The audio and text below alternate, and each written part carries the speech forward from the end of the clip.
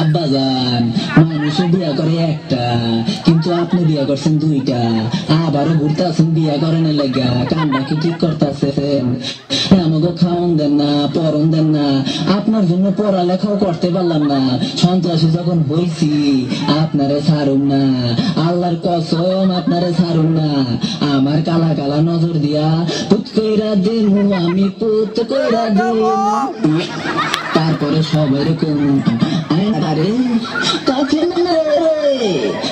একবার কোন আব্বাজান আপনি কি বাচ্চা জ্বালাইছেন দাগা এত কথা বুঝি না আপনারে সিস্টেম কইরা 1-2 তে খালাস কইরা দিলাম